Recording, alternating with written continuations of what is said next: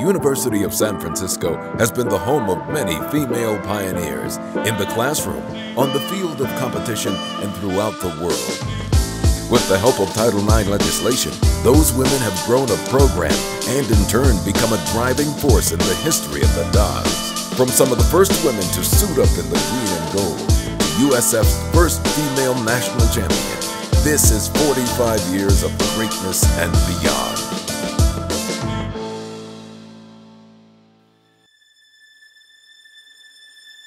The history of athletics at the University of San Francisco is filled with legendary men's teams, coaches, and players. But in the 1960s, the story would begin to evolve. Women were on the rise. This was a school that for a long time was almost all San Francisco. You know, if you went to one of the Catholic high schools in the city, Sacred Heart, where I went, Archbishop Reardon, St. Ignatius, on the ladies' side, Mercy, Presentation, St. Rose.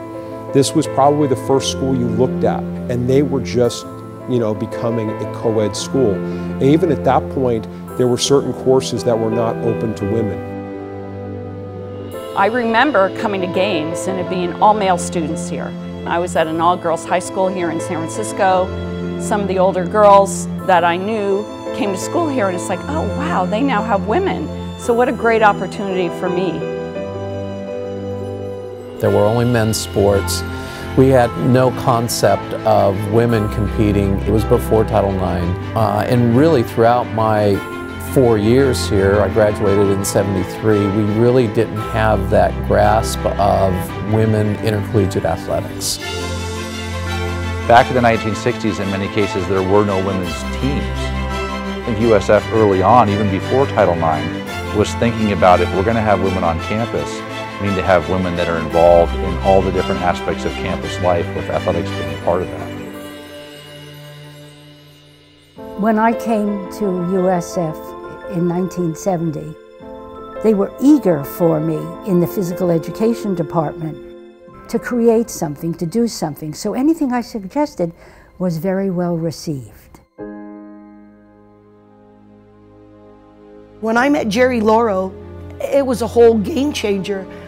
You could take PE as a class and get credit for it and a grade, but she taught you all the mechanics that went with it. It wasn't that you just showed up to play.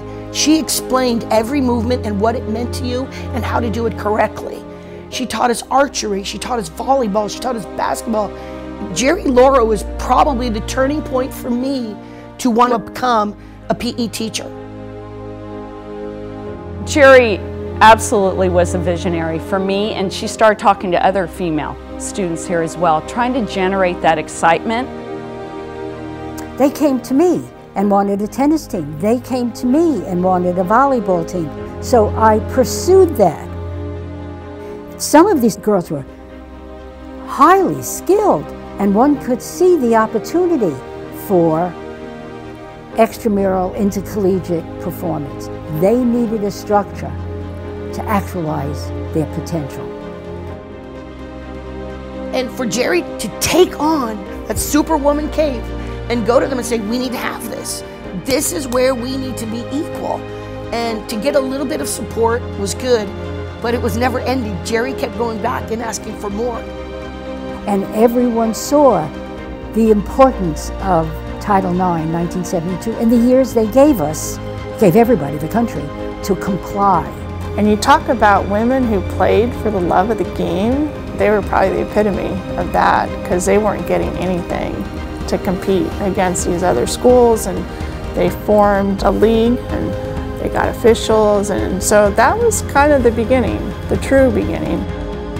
To me, if they didn't exist, I would have lost 4 years of my life playing in high school, and there would have been nothing here. To see it actually become a team where it did start to build into something respectable, something valued, it made us feel way more important, that what we were doing meant something. Title IX is a law that mandates funding, but Title IX can't mandate that an athletic department actually provides support to its female athletes. One of the great things about USF was our administrators believed in the value of women's athletics. Administrators in the athletic department, administrators in the provost and the president's office. At our school at USF, they had created the Office of Student Development. The person who was the vice president, the advocate, was Ann Dolan. You know, the position in itself that, Ann had at that time, was one of the most powerful positions in a university. And realizing Title IX, and realizing it needed a separate structure, created a women's program within the athletic department. There's a reason that Ann's in the USF Hall of Fame, is that she was just so far ahead of her time, and she deserves endless amount of credit to make sure that women had the opportunity to compete at USF and represent the university in the best possible manner. She listened to what they had to say. Which levers am I supposed to pull? Where is that money flow going to come from? And how do we go get these athletes and quality coaches? It's really interesting to watch how athletics grew, starting around in 1976, and how these female student athletes were trained. And then they brought in Walt Bugler. Boom, here's your women's basketball program going to start to rise. They brought in Mike Rice. Here's your softball coach. The program's going to start to rise. Then they brought in a volleyball coach. They brought in Sue Enos. 1976. One woman, one scholarship. I think when Suzanne was offered that scholarship, it turned another page for the future, because now it was going to be a situation at USF's campus that we're going to offer scholarships to women. It was all very exciting, and it was very new, and all the women involved were just so happy to have a place to play or a place to coach or programs that were moving forward. So it was kind of just a bubble we were riding and just kind of living in the moment.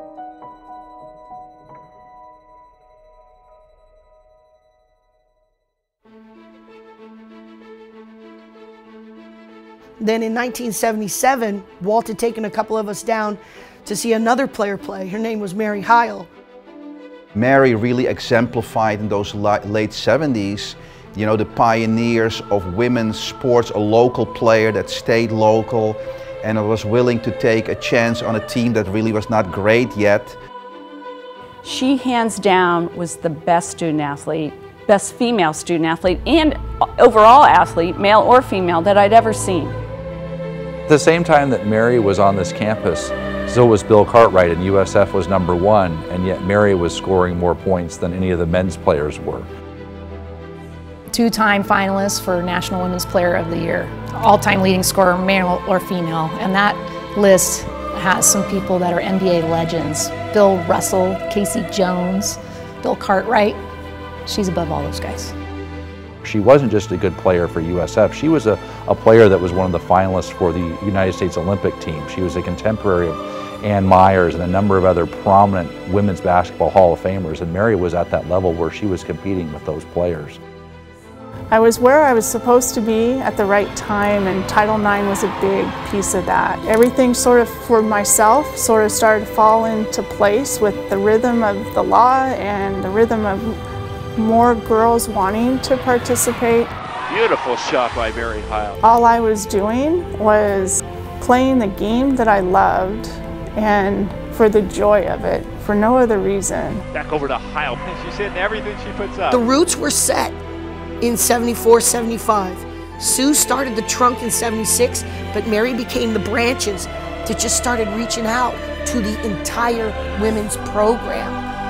When people heard Mary Hile's name, they wanted to come to school here.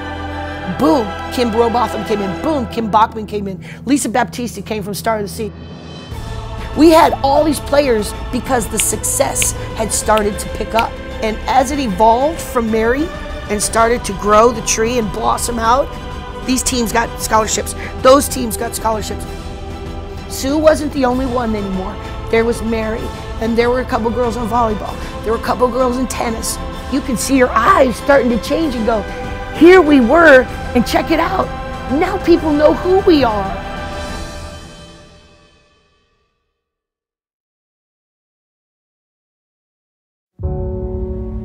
In 1979, Sandy Hile, a young and passionate assistant athletic director, would arrive on the hilltop.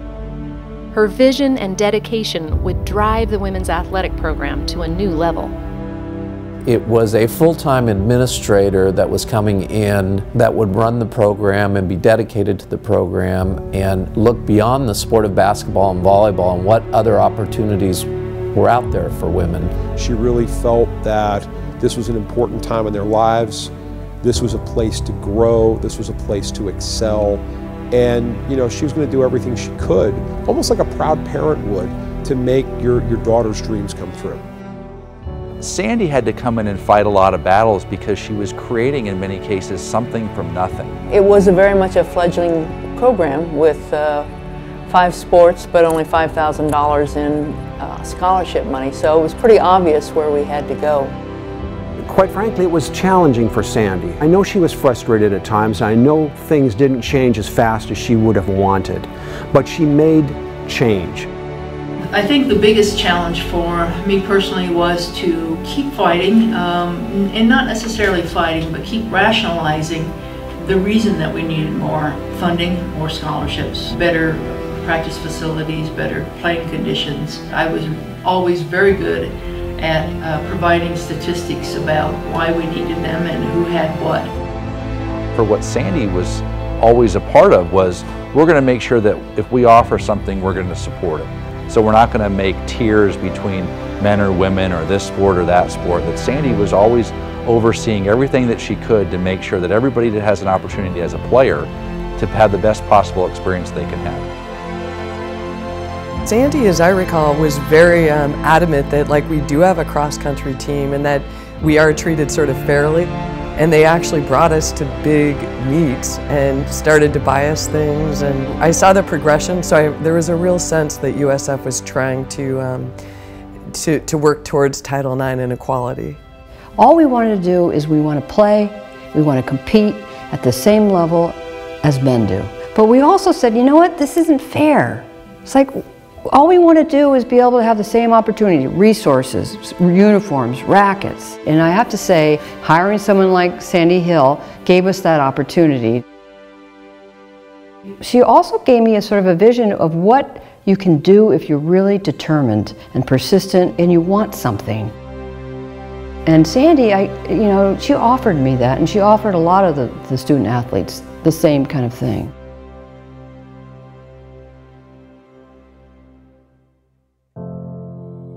It was also a controversial time with the AIAW because the NCAA was looming as the governing body.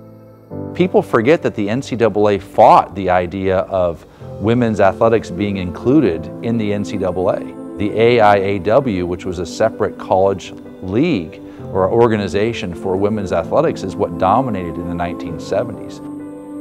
And the AIAW was really about playing, competing. We wanted to win, but we also wanted to enjoy the game. I think once women started playing national championships in different sports is when the men started to take notice. The transition was hard, especially I think for women administrators, because they had fought so long and so hard to get the recognition, to get women on this platform. However, a lot of equity and parity was gained by going into the NCAA. I think probably the thing that made it the greatest leap was when Title IX was enacted with the Civil Rights Restoration Act that allowed any university that received federal funds, which USF did, to have to follow the guidelines. And so we were able to justify much more easily the fact that we were so far out of alignment in budgets and scholarships, staffing. So everything just started to kind of fall into place.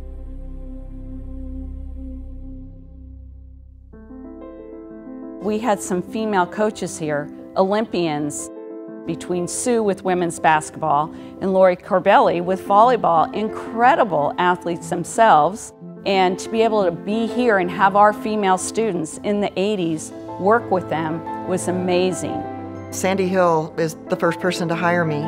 She was my first administrator, the first person that supported a program that I was going to run. She pretty much took my hand and led me through all the administrative stuff, the scheduling stuff, yet also had a leash long enough for me to go and do my thing. There were no trainers, no support staff, and we were in a van to go to every match and came home that night, no matter if it was 3 hours or 6 hours. Just not a lot of financial support. Enough to get a job done, but not enough to give them more than a pair of shoes, maybe more than one jersey. Just the bare minimum. Watching Lori here at USF and what she was doing, and to see a female in that role at Division I, she was one of the pioneers. She took this program completely to the next level. I think when you attract good people, then good things are going to happen. And I think Sue was one of those. Sue was a fantastic disciplinarian, strategic, well-respected coach.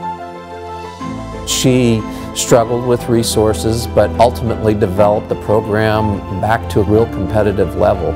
It was only with the help of Pam Martin and Mike Farmer to assist me in relating better to some of the players. I knew they were good, but it was hard to say how good we were. So we limited our practice, the time of our practices. We went shorter, sharper. Everything was out of our offenses. Everything was out of their strengths. And damn it if we didn't win the whole thing. We did. It all came together.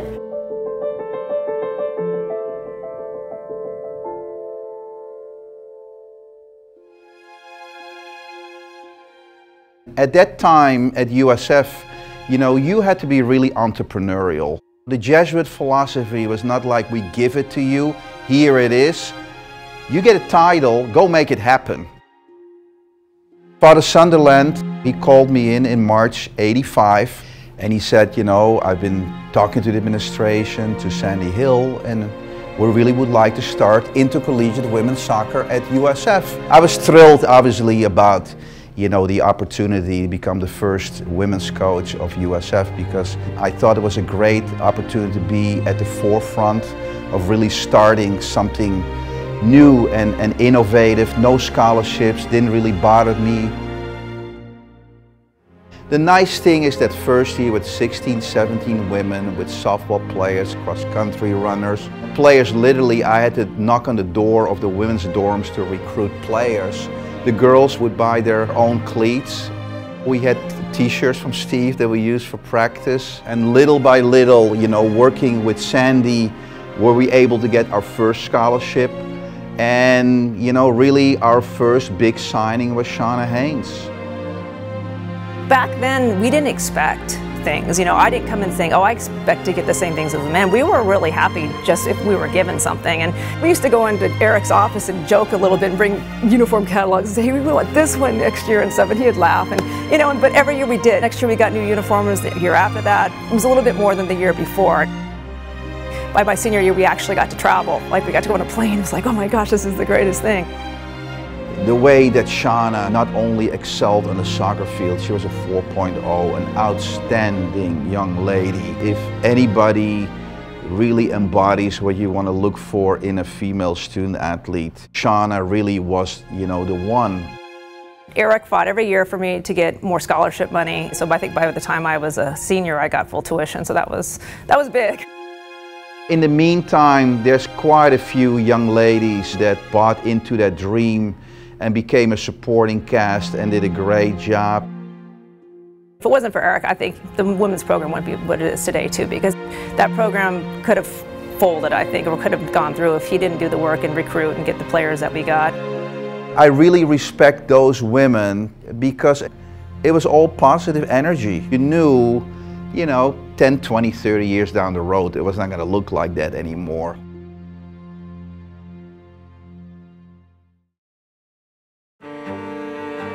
At the University of San Francisco, Mary Hile is revered as one of the greatest student athletes to ever play the game. And in 1987, the Dons welcomed her back home. I think anytime you have a chance to get one of your all-time greatest players to come back as a coach is a great coup for the organization. And I think The neat thing about bringing Mary back is Mary came with Bill, and Bill had been a successful coach in his own right. He had coached on some of the powerhouse Long Beach State teams as an assistant in the early 1980s when they were one of the top 5 programs in the country, and then he had been coaching at the University of Hawaii and had been very successful there. So you literally had a chance to get 2 great coaches in one hire. USF has always been home to me, and so to kind of bring that sense of family to our program, being a husband and wife just added to all of it. And I think anytime you can hire a female that can be a role model for the athletes, and again, I think at that time it was really important for the athletes to have other women to say that this is possible, that this is something I can aspire to. In the late 80s, you could see them laying the groundwork, you know, with some great recruiting classes of, again, really phenomenal student athletes. I think we just felt like, as a team, and the players on our team, the personalities on our team, we were competitors, and we wanted to win. We wanted to win for ourselves, for our school, for our coaches, for each other. They were thirsting for success, and they were working hard for it, and I just felt like with all of that, like, how could you not say this is the place for you? It was definitely the place for me. Brittany came in and just had this winner's attitude. And that fed into how Jamie was thinking, and Renee and Valerie. But here was someone with the skill level of Brittany and the work ethic that just helped us even more. One of the amazing things about our women's basketball teams in 94, 95, 96, 97 is at no point did we ever have a sense that we were afraid or that we weren't good enough to step out on the court with other teams. The chemistry was just so right, and everybody just had this drive to be the best. They needed great players, but they also needed people that knew and could survive in the role that they needed to be in, and every team needs that to be champions.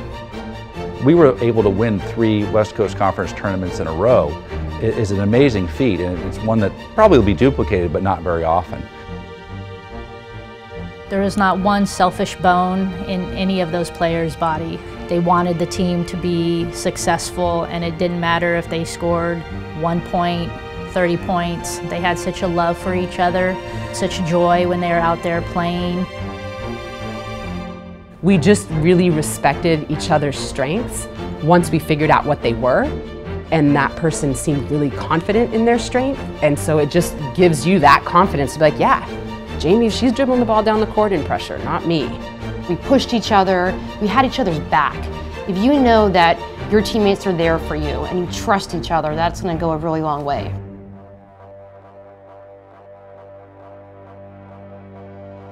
This was a postseason NCAA team, and in '96 making a deep run.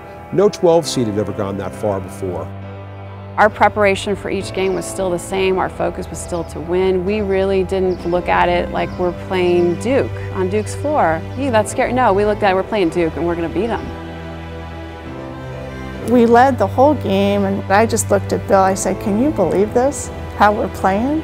And it just felt like it was our time. 5 seconds left. Remember, 2-possession game. Howard for 3. Short. 1 second left. And the Lady Dons of San Francisco are going to the Sweet 16. All your work and everything you gave up, all the hours, sweating, crying, whatever, like kind of wrapped up in that moment. A moment to savor for San Francisco. For me, it just, as an alum, a person who played here and never had the opportunity to make it to the tournament as a player, to kind of live my dream through them. To actually be able to really truly have that opportunity to celebrate with the women that you went to battle with every single day was so, so special. You have an appreciation for what they accomplished because you understand how difficult it is to do what they did. I think at that time to take in a mid-major school to the Sweet 16 was huge. It solidified the program, and I think just again raised the bar from an intramural team not too many years before to teams that have expectations of going to the dance every year. I think we started to see other teams within the conference really start to rise up. There was a shift with coaching staff, and you started to see more money come into women's basketball because it was possible for a WCC team to have the kind of impact, and we were proof of that. But I think it said to all of the programs in every sport, if you get the right coaches, if you get the right players, if you work hard and it all meshes together, the goal should be, hey, how can we compete in the NCAA at the highest levels?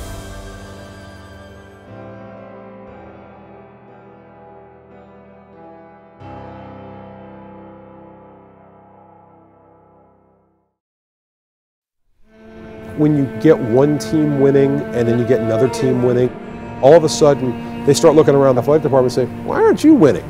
You know, and good leadership says, what can we do to help you win?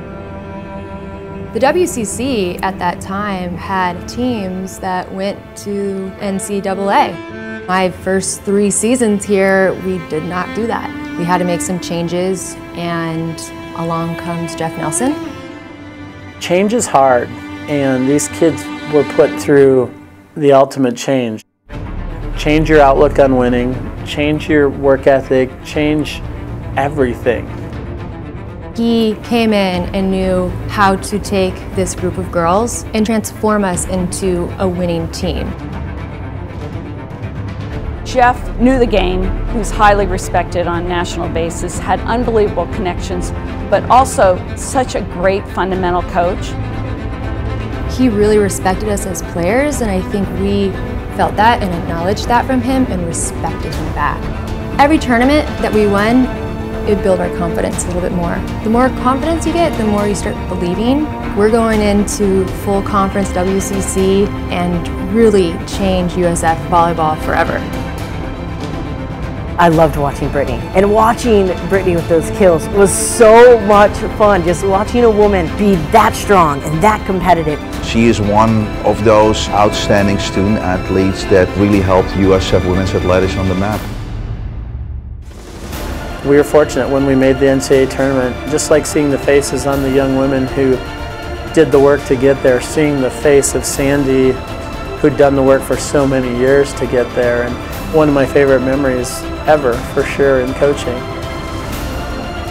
The story of the University of San Francisco is one of the best, I think, in collegiate volleyball this year. Coach Jeff Nelson comes in, takes a team that's only had 2 winning seasons in the 26-year history of their program, and just automatically gets them into a great record. 26-7 this year, heading to the NCAAs for the first time. Congratulations to the Dons. Going to the tournament said, we can be a top 25 team, and USF deserves to be here. The WCC deserves to be here.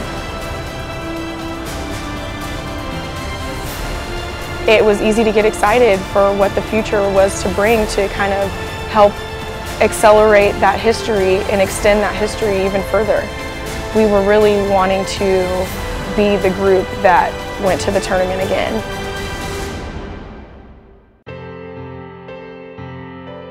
Success the volleyball had under Jeff Nelson here as the coach was huge for that program, but I also think for all our female student athletes. It showed where we could go.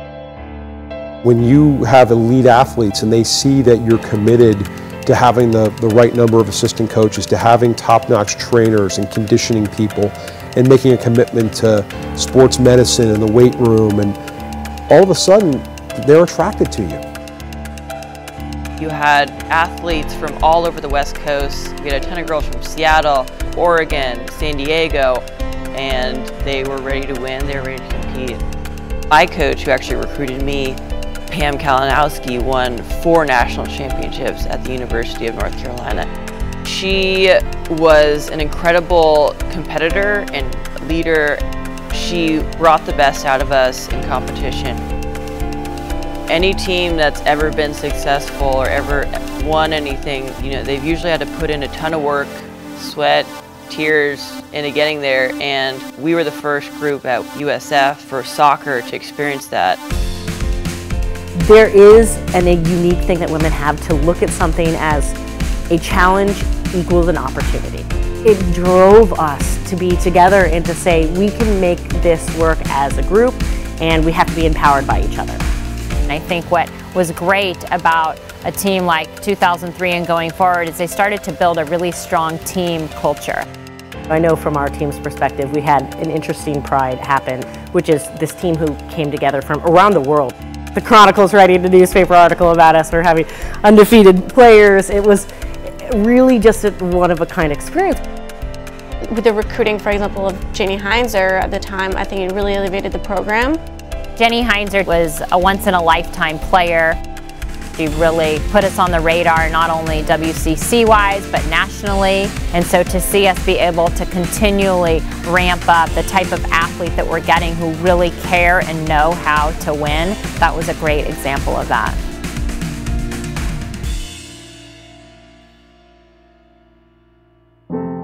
When I came back to the university in 2005, they had started the women's golf program a decade and a half ago, and it had a storied background. They had won conference championships. They had all players of the years.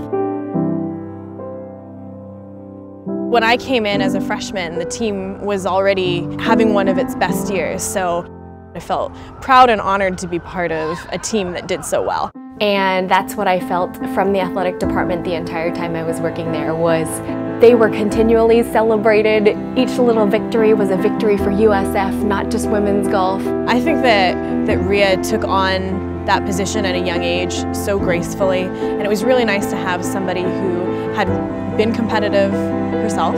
She was absolutely a visionary. She was big into fitness, nutrition, all of things that we found really important on the team. Some of the trailblazers as student athletes, like Danielle Civitano, who qualified for NCAA regionals as an individual. Your Jessica Potters, who won the Canadian Women's Amateur and is now a doctor. Whether it's trailblazing in their athletic careers or professional careers, I think the young women of USF really have some great people to look up to.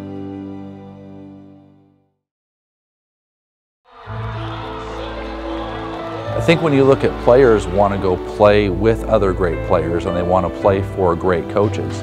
Great coaches want to work in an environment where they feel supported. And I think the reason that USF had so many great female coaches is they could come here and be supported. And that created an environment where women's coaches could come and thrive. Drive the hands back! The opportunity to come here and start my own program and be able to implement my own dreams. And because the cross-country program also had not experienced any success. My personality is I enjoy challenges. I felt like we could become good pretty quickly in this conference, and with the goal of competing at the national championships on a consistent basis. How are you feeling? Fine. All right, one more then. Helen is really special as a coach. She pushes them hard, but she also really cares. So they work that much harder for her. Hillary and Nicole were the beginnings of it, but then we just stacked the layers of ability, motivation, and drive. We started to stack the layers up, talent. And Eva and Sophie, they were the next to pave the way for our NCAA championship teams. The USF Dons captured their first Team WCC championship title. We had a pretty solid core that was there every year, but there was always a different dynamic.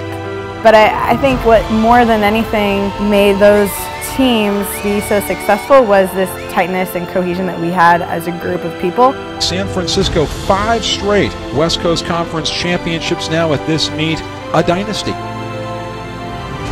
We all want to win a national title because that's just what you dream about, being an athlete. After this year, I realized USF can win a national title because they keep improving. USF has always been a place that's been a desirable opportunity for coaches, both female and the male side.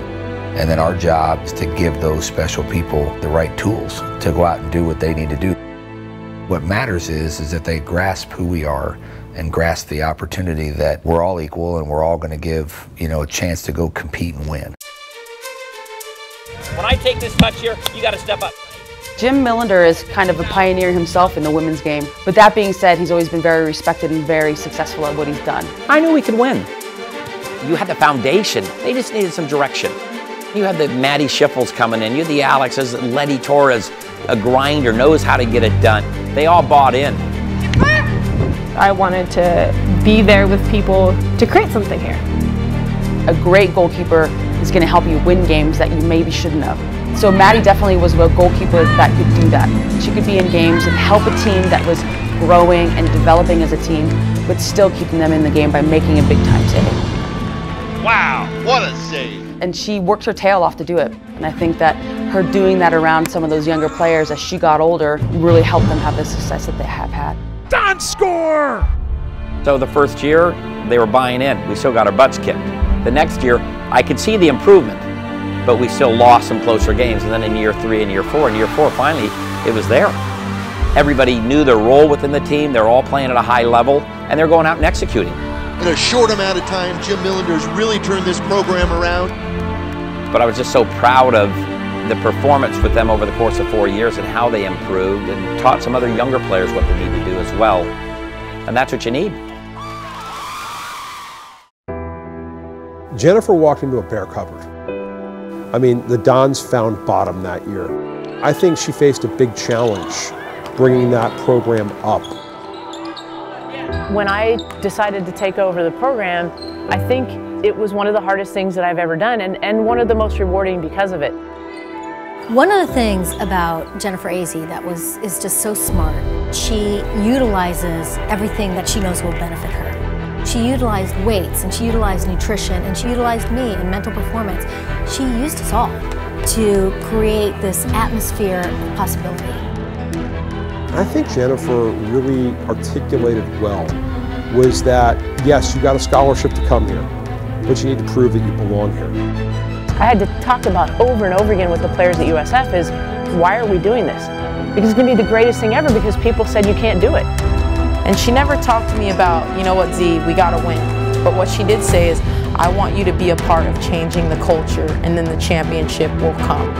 Janae Dykes, she's an awful free throw shooter the first year. Jennifer worked with her, and by the end of her career, she was the player you wanted on the free throw line. This one to give San Francisco their first lead. Her growth and the program's growth almost mirrored each other. Janae Dykes to steal, and the USF Dons have won the West Coast Conference Tournament. To look at Z and Taylor where this might be the greatest moment of their lives. Oh my God, we did it! And I just thought I've been dying for this moment. We showed everybody, if you've got, a base of support and you've got the right players and you work hard enough that you can win.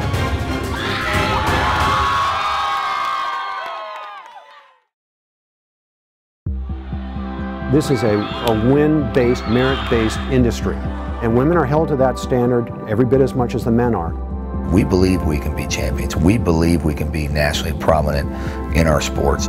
Our 6th place finish last year at the national championships in cross country, and then the continued involvement and development of all of our athletes on the track with our highest number of athletes qualifying for the first round of nationals. We finally got to a place where I felt like we could be when I first took this position. And then Charlotte Taylor comes along, and when you see she goes to Oregon, you're kind of sitting on the edge of your seat.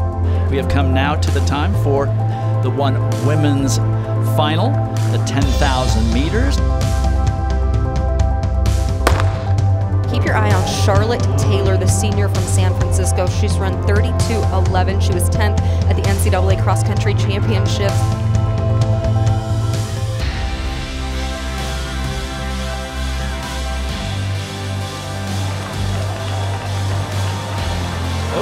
Charlotte Taylor just sort of drops the shoulder and goes through on the inside.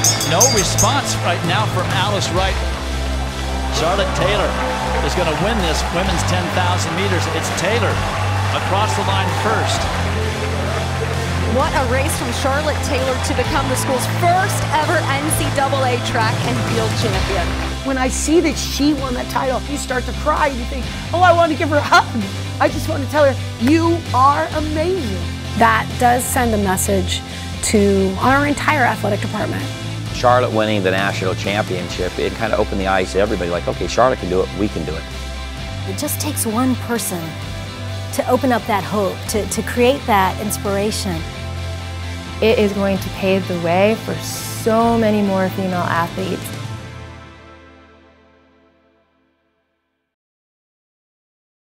Okay, Charlotte Taylor, come on up here. It's extremely important that we continue to pursue the mission of Title IX. It's so empowering to so many young women and shapes them in their ability to be effective in whatever it is they do in their future. And I hope that the players of today can learn the history of what was and where it came from and how it really evolved for them, because there was a beginning.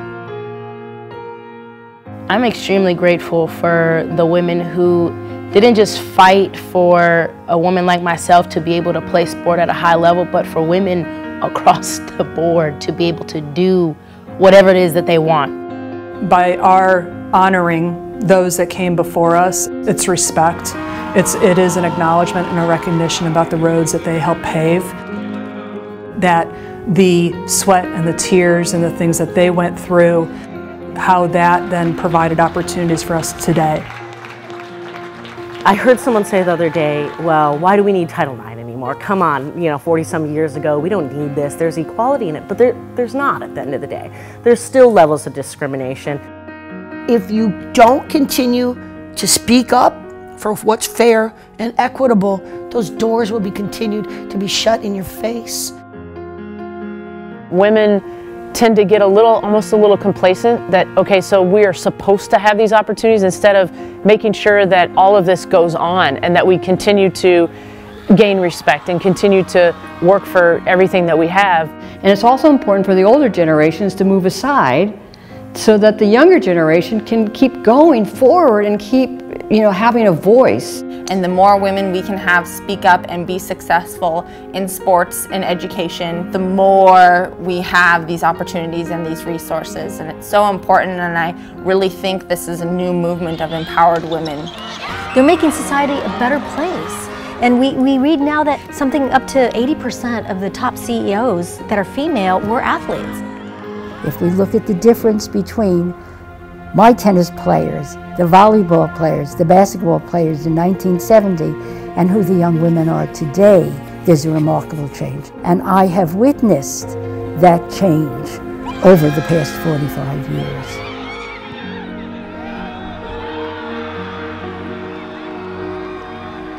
But if those changes don't happen, you're not here. Your children won't be here. Your daughters won't have those capabilities. You have to fight for it.